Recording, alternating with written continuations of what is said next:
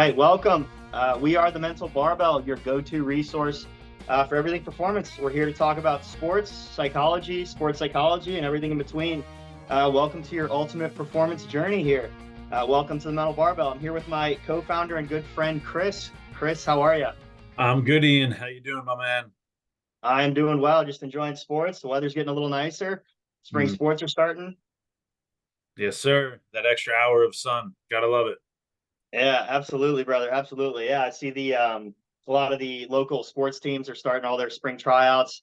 All the baseball diamonds around here are getting all dressed up for the season, so it's exciting. Nice. Definitely. Yeah, man. Well, I think good place to start here is just talking about some topical news and see where that takes us. So I think, obviously we've got March Madness coming up. That's what everyone's looking forward to. That's where the DraftKings money is going. And so I think we can kind of talk about what that's like being an athlete in that system, in that kind of cycle.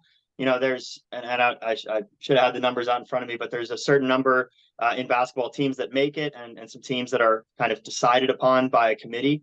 And I know my background is in swimming, and the swimming selection for NCAA's is a very complicated algorithm that no one really understands. So for athletes that are in that position, that your future is kind of being decided by a committee or an algorithm or something else. What are some things you would advise those athletes in that kind of waiting period of you don't know if you're going to the tournament yet, you're kind of sitting on your hands, but you got to be ready.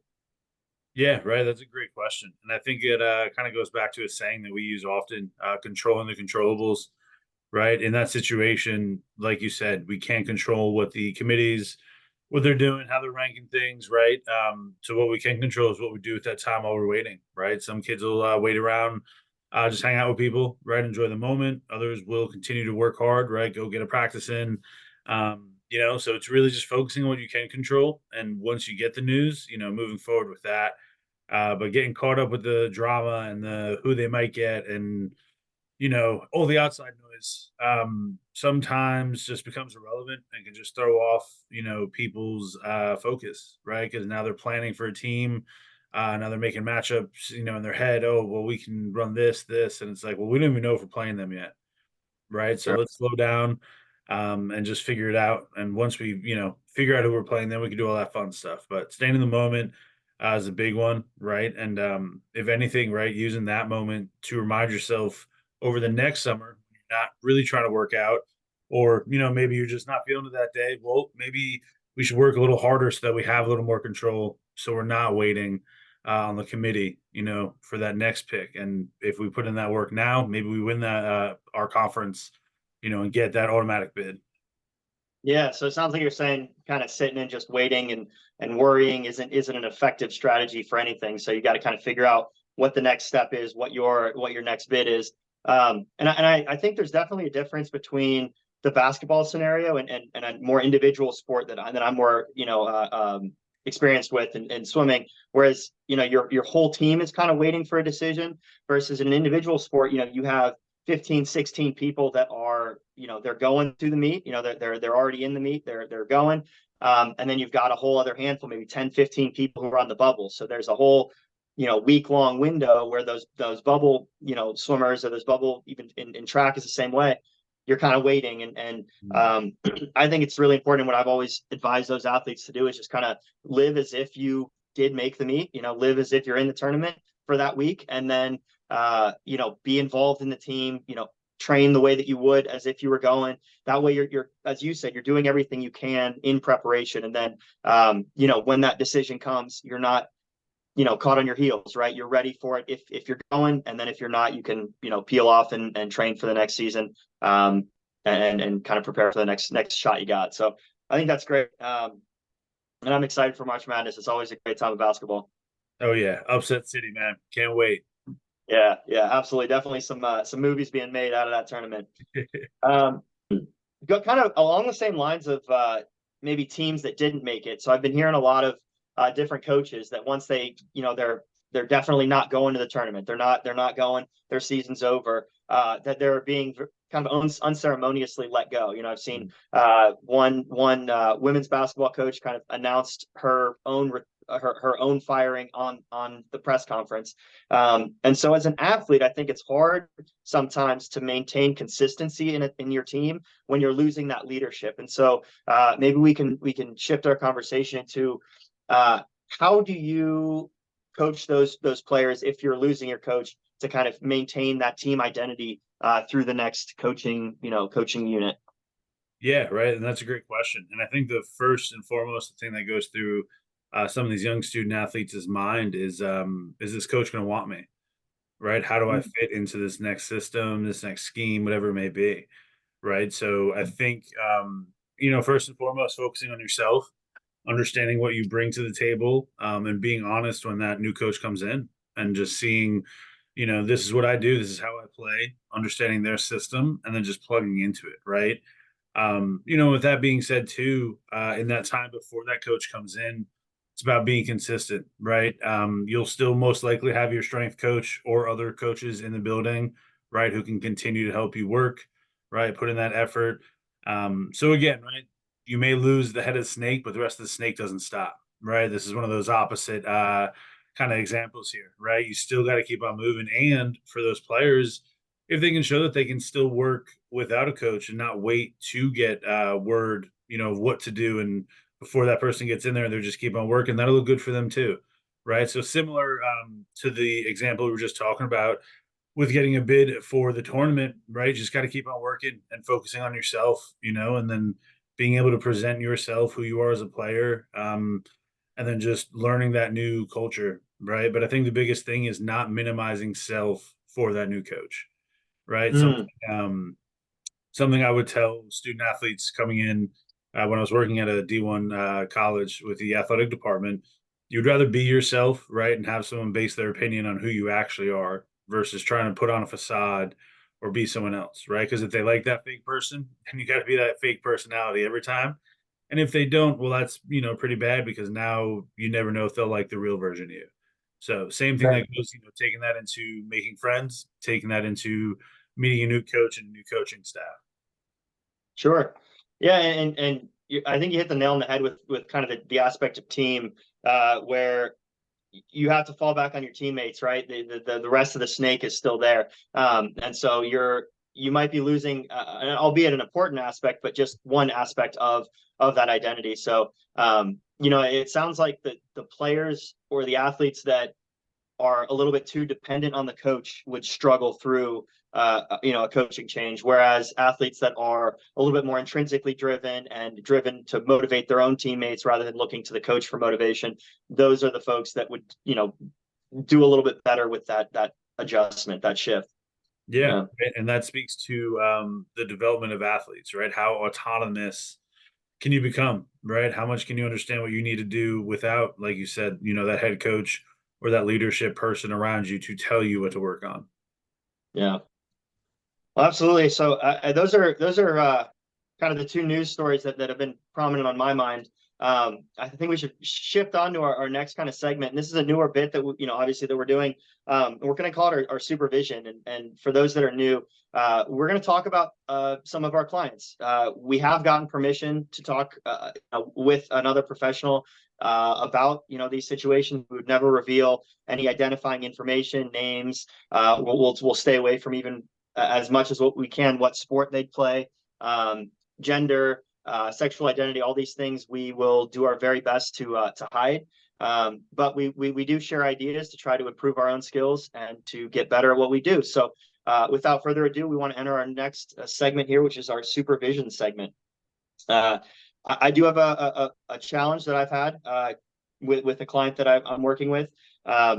So give you a little bit of background. This client has an extremely critical parent. And so whenever, post performance, the first thing that this client will often do is look towards this parent for validation on how they competed, how they performed. The client values their parents' input very highly, even I would say more highly than that of the coaches, which is obviously a challenge. After a poor performance, the client spoke with their parents, and essentially the conversation came to the client had given a few reasons why the performance wasn't what was expected, and this client's parent basically said those are all excuses, uh, and that they weren't valid reasons to excuse a poor performance. And so the client came to me with the question is, how do I differentiate between a valid reason but that something happened or an excuse that something didn't happen? So I was caught a little bit off guard with that one. That's a pretty deep question. So Chris, maybe some of your thoughts first, and then I'll tell you how I responded and how I thought that went. Yeah. So I think the first and foremost biggest thing here is stripping off the titles of whether it's an excuse or a reason, right? At the end of the day, whatever's being presented is being presented, and that's something that we need to work through, right? So if it's something as, big as, I was facing someone I wasn't prepared to face, I just didn't prep well, right? Or as little as, oh, my stomach hurt. I think face value, right? Sure, we can label, we know which one would be labeled an excuse and which one would be labeled more of a legit reason. However, first and foremost, the value of minimizing someone's opinion in that moment, is a very minimal value, right? The point of just pointing to someone and go, well, that's an excuse, that's ridiculous. Okay, whether it is or isn't, what is that doing to that person in regards to communicating with you and wanting to communicate with you further, and how they're going to look at themselves? And now they just might get so worked up about these little things and convincing themselves like, oh, well, if I'm making excuses, I'm not going to be good enough, blah blah blah, right? When maybe that stomach was hurting because of anxiety. Maybe they didn't eat that day. Maybe they ate too much. Maybe they don't know how to refuel properly before a performance.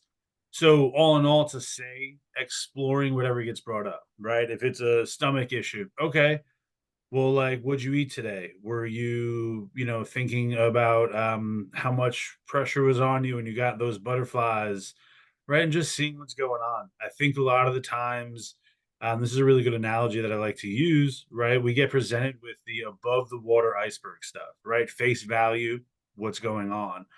What our job, specifically us as mental performance coaches, and those helping athletes, whether it be parents or perform or coaches in general, what's the below the water iceberg, right? What's the piece that thing being presented is representing, right? Is it, again, with the stomach, issue?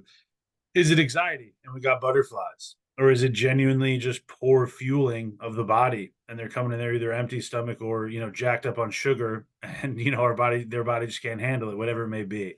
So I think at the end of the day, it is stripping away the label of what's being presented and being able to explore that with that person to get to the root of what's going on. Mm. So that's a great insight. That's why we do this, right? That's not where I went at all. I got very much stuck in that paradigm of excuse versus reason in that moment. Um, and I like what you said there a lot better. And I guess my thinking was that we all kind of have a little bit of a bullshit detector, for lack of a better word, and kind of that's underneath all of our cognition, underneath all of our perception and higher order thinking abilities. That at the bottom, really, what you have is an ability to does this pass the smell test? And that's where I went, is like, you're really the only person that can tell the difference between a valid reason and an excuse. Is does it pass my own smell check? Does it pass the bullshit test? And um I think that probably got us too entrenched in the paradigm of the excuse versus reason. And what you said there at the end, I think was spot on, where you said that the person might not even know. They have an upset stomach, but they don't know that it's because they're stressed. And so you're dealing with a couple layers there, that I think I could have unpacked better. But I think, like I said, this is why we do this. So that's awesome. That's super helpful. Did you have any kind of closing thoughts on that one? Yeah, and I think, to your point, and this is the beauty of this field, right? It's the different means to the same end, right? At the end of the day, we're both trying to help that athlete figure out what is the cause of that thing, right? And, you're kind of, is this a BS or is this legit, right? It's kind of the same thing I'm doing, just stripping away it to get the athlete to get there themselves, right? And go, okay, well, this is just, I just didn't eat enough. That's a pretty poor excuse for poor performance type of thing. So, Yeah. that's the cool part about this field. There's just different ways to get the job done. And yeah, it's cool be on the same team to be able to offer two different kind of approaches and see what works best for those athletes. Yeah, absolutely. Um, Well, great. So next week, I hope that you have something to come and talk about, and we can work to better and improve each other. So I think we'll move along to our final segment here, and that's some Q&A questions that we've gotten from our Instagram. So we put up an Instagram story, ask a mental performance coach, and we've gotten a couple questions. So I'll ask the question and say who it's from, and then I'll give you a chance to answer, and I'll do the same.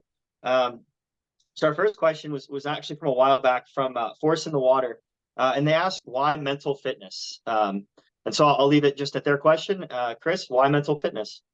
Yeah, I'll kind of answer a two-part of why I got in the field and then why I think it's important. So growing up in New York, being a big sports fan, and the Yankees specifically, just watching a guy like Derek Jeter, right, how he approached every day and did the little things perfectly, and just his different mental approach to things, right, in general, how he held himself, what standards he held himself to.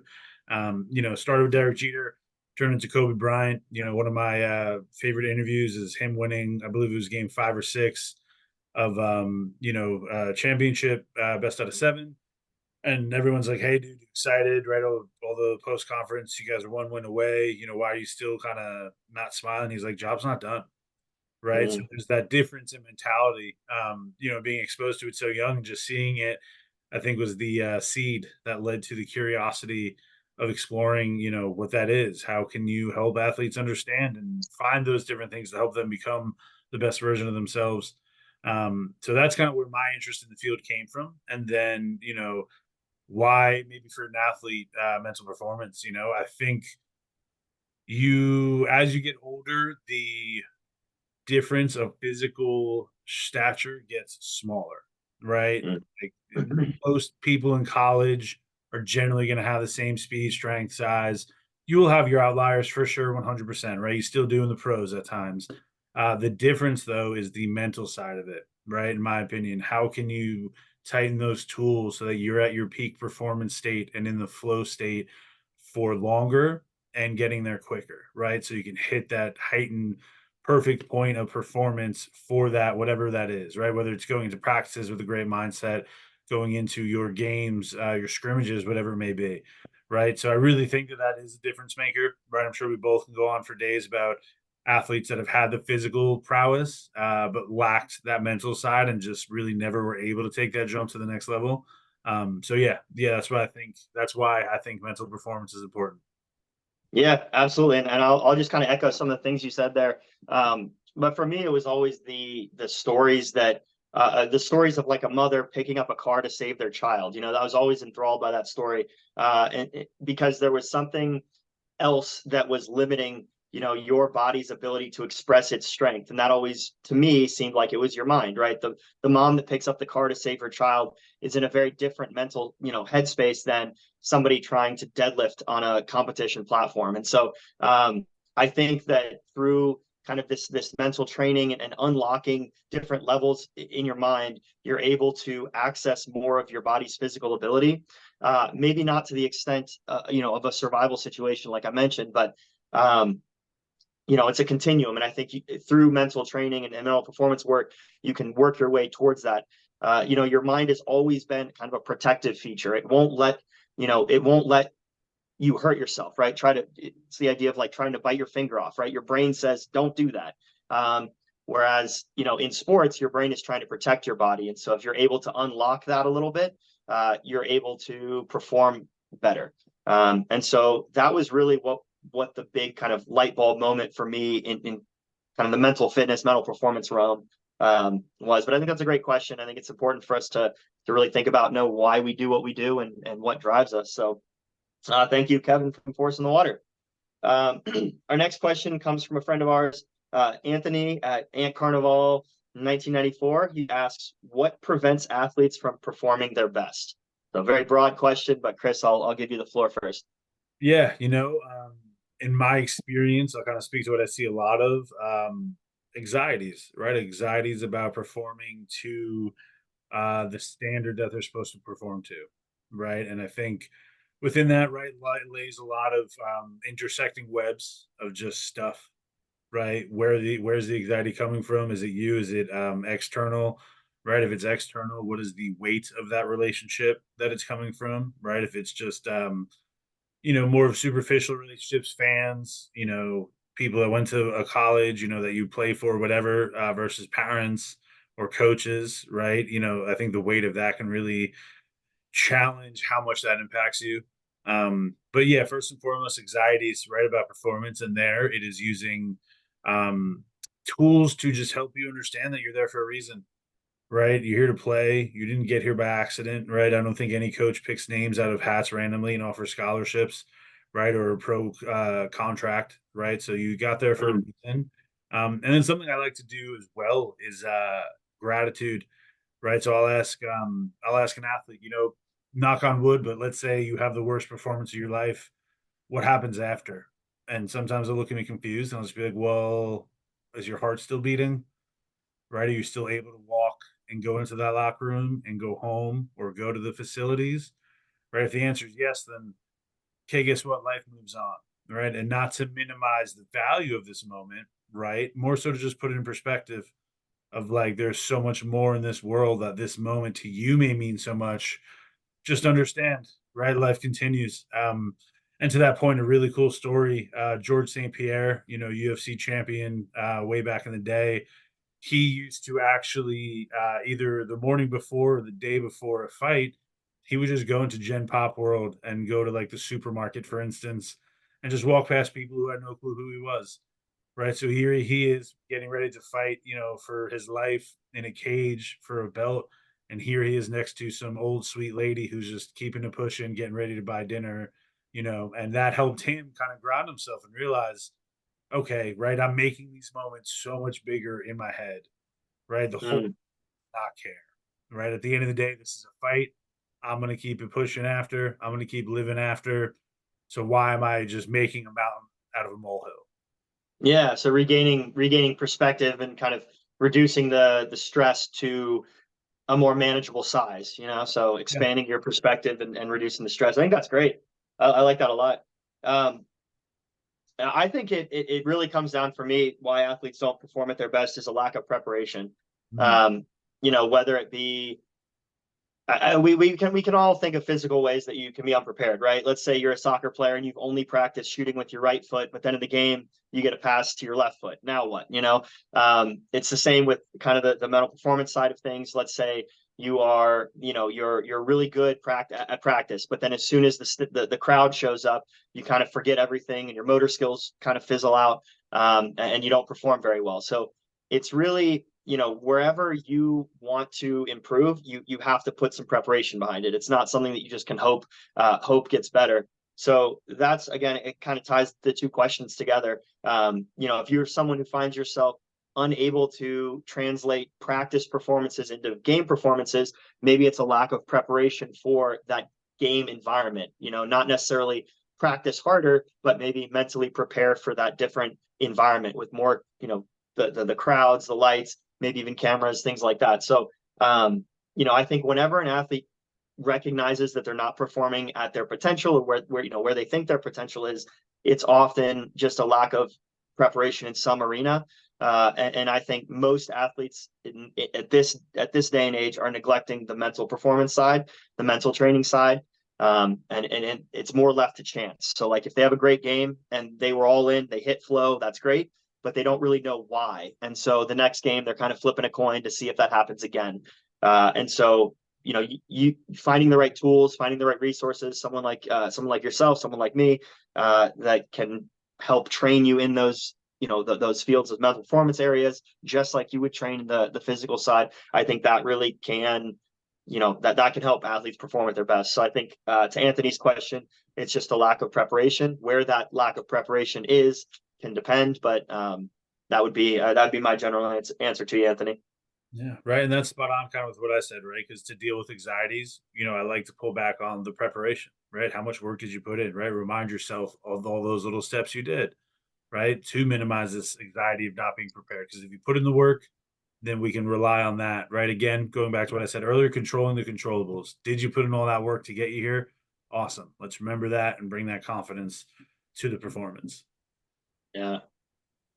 Well, Chris, I think that brings us to the end of the itinerary here. I appreciate your expertise, and I love being able to bounce ideas off you and get a chance to speak. So, do you have any kind of closing thoughts for us before we wrap it up? Yeah, right. One quick shout out. We just had UFC 299 over the weekend. After the fight, we found out Peter Yan wound up tearing what I believe was his meniscus, round one of a 3 round fight. So for 10 minutes, he fought with one fully healthy knee, right, and still Oh, wound up winning. So shout out to him. The mental fortitude, and the ability to stay calm, cool, collected, stick to his game plan, and still execute and get the W with the torn meniscus. That's awesome. yeah, absolutely. That's a tough athlete right there for sure.